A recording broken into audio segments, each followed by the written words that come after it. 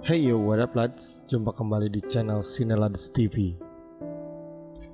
Setelah dari hari ke hari menjalani karantina sosial COVID-19, kali ini Cinelads akan membahas mengenai seorang tokoh fiksi terkenal yang pernah melakukan aksi pembakaran bioskop di Prancis. Tapi sebelum itu, agar kalian tidak ketinggalan update terbaru dari Cinelads, kalian bisa klik tombol subscribe dan menyalakan loncengnya. Ya, seperti yang kita tahu, pembahasan mengenai perlawanan terhadap kekejian Nazi tidak akan pernah habis. Ideologi fasisme yang mengancam keberlangsungan kehidupan di Eropa menjadi sebuah cerita yang mengerikan. Kali ini, Cinelads akan membahas mengenai sosok Susanna Dreyfus, seorang wanita yang membunuh tentara Nazi dengan membakar satu gedung bioskop. Ya, film ke-8 dari Quentin Tarantino, seorang sutradara gaek asal Amerika Serikat ini, menceritakan tentang perjalanan Susanna Dreyfus yang berhasil selamat dari perburuan tentara Nazi di Perancis. Di awal film ini diceritakan ketika Susanna masih berumur belia, ia dan keluarganya bersembunyi di kolong rumah keluarga Perrier-Levedit, seorang petani di daerah terpencil. Sebelumnya, rumah Perrier-Levedit dicurigai oleh sepasukan tentara Nazi yang dipimpin oleh seorang perwira SS Nazi bernama Hans Landa. Saat itu, seluruh keluarga Dreyfus dibantai habis karena mereka semua merupakan satu keluarga Yahudi. Hanya saja, Susanna berhasil melarikan diri dan selamat dari kekejian tentara Nazi. Susanna Dreyfus memiliki nama lain yaitu Emmanuelle Mimieux. Lahir di Prancis pada tahun 1923. Ia besar di pedesaan pertanian dekat Nancy di satu daerah terpencil di Prancis. Terlahir dari pasangan Jacob Dreyfus dan Miriam Dreyfus, ia juga memiliki saudara bernama Amos Dreyfus. Susanna kehilangan orang tua dan saudaranya sesaat setelah Hans Landa mengepung rumah Perrier-Levedit yang menjadi tempat persembunyiannya dari kejaran tentara Nazi yang saat itu tengah melakukan persekusi besar-besaran terhadap orang Yahudi.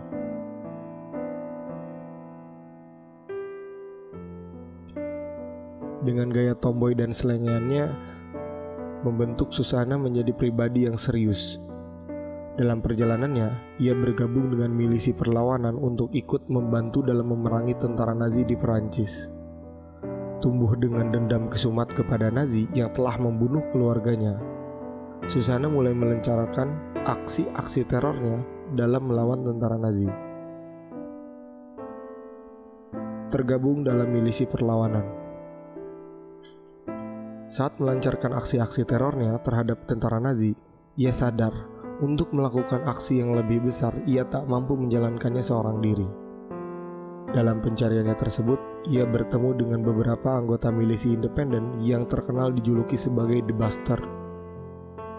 Beranggotakan Aldo Rain, Donny Donowitz, dan juga salah seorang desertir tentara Jerman yaitu Hugo Stiltz. The Bastard terkenal dengan aksi-aksi perlawanannya yang unik namun kejam. Tapi semua itu semata-mata untuk membasmi tentara Nazi yang lebih kejam. Menyamar sebagai non-Yahudi.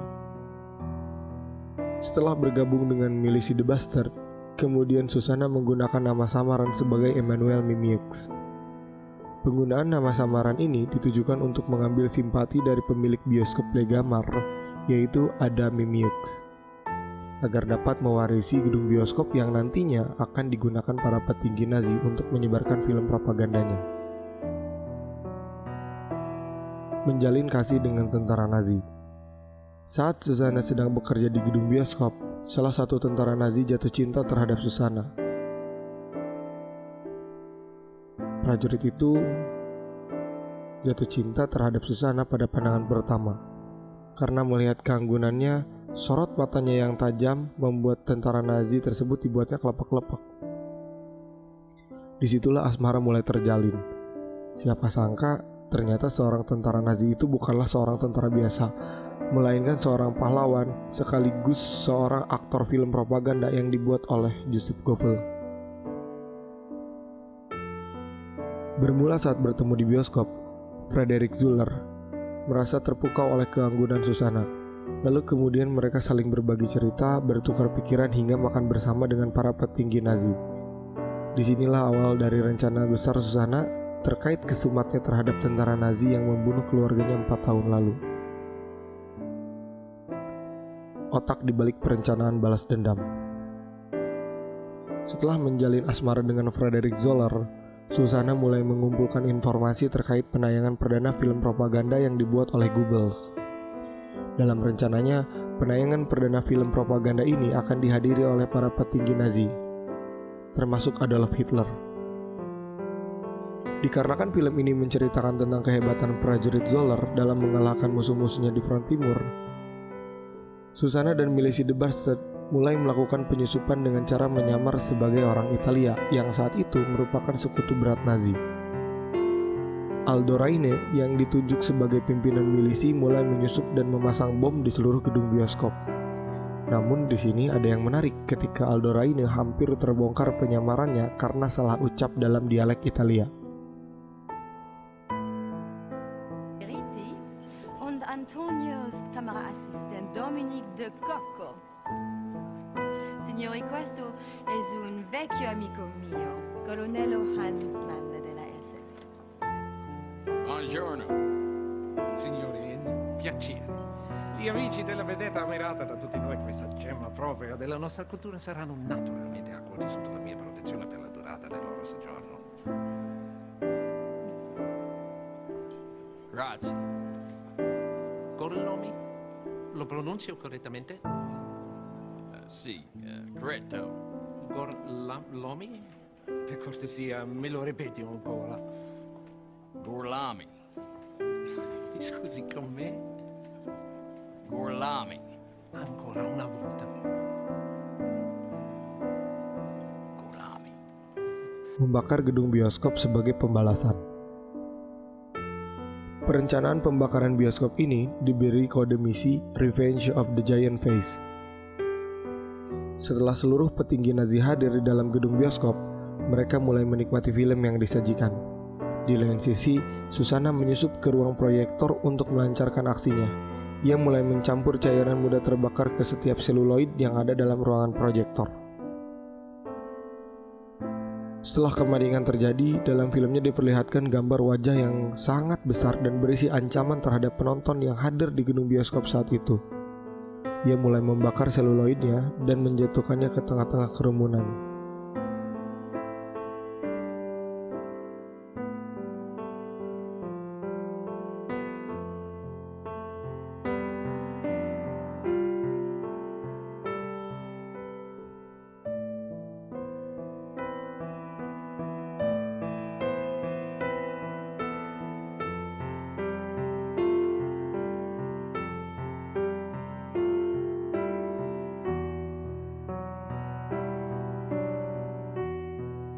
Akhir tragis dari Susanna Dreyfus. Akhir tragis Susanna sangatlah menyedihkan sekaligus ironis. Ia dibunuh oleh kekasih paruh waktunya, Frederick Zuller. Seketika itu seluruh keturunan Dreyfus mati dengan Susanna dibunuh oleh Frederick Zuller.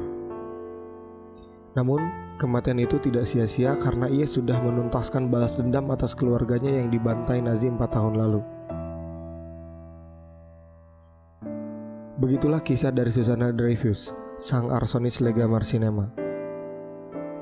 Berikan komentar apabila kalian menemukan fakta yang luput dari Susanna Dreyfus.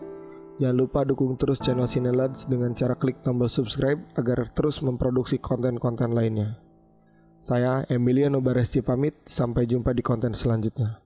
Ciao.